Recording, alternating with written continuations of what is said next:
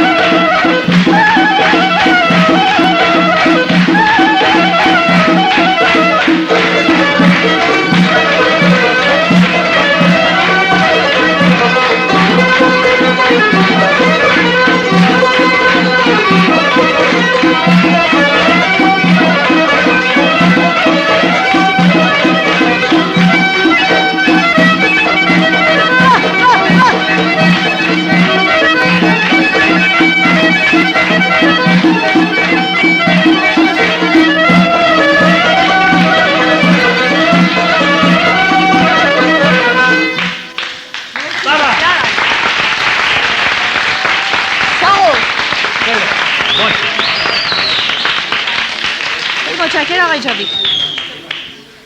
خوشان نوبت خانم راحل است که یه آهنگ برامون بخونن شما. بله بله. خانم راحل شما توضیح میدین یا آقای جاوید توضیح میدن که چه فرقی نمیکنه؟ نه okuyacaqsınız. فارسیشی بگم ترکی بگم؟ یه تصنیف میخوام بخونم چون فصل بهار و گل و لاله و این چیزاست به نام لاله‌لر. لاله بله. بله. قدم قشنگه. برو بریم.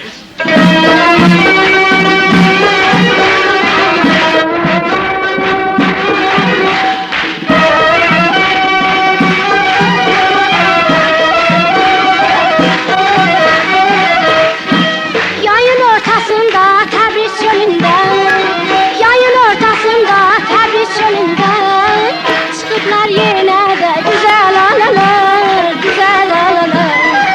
Qıpqırmızı şehri köynəklərini, qıpqırmızı şehri köynəklərini səriblər dərəyə güzel alalar, güzel alalar. La la la. Güzel alalar, güzel alalar. La la la, la la la, la la la, la la la, la la la, la la la, la la la, la la la, la la la.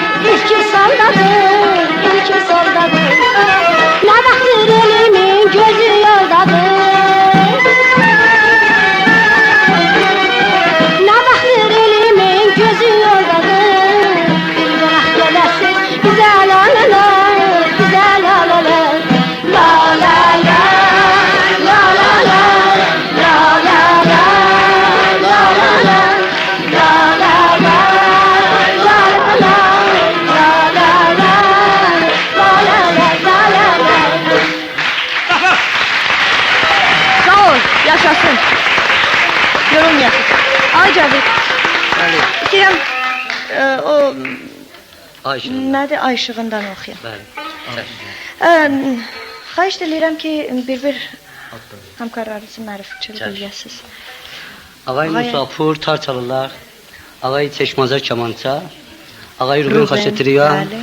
Nağara. İskəndər Azəri akordeon. Bağır Bağır Sabrayı Qarane. Qaranə. Clarinet.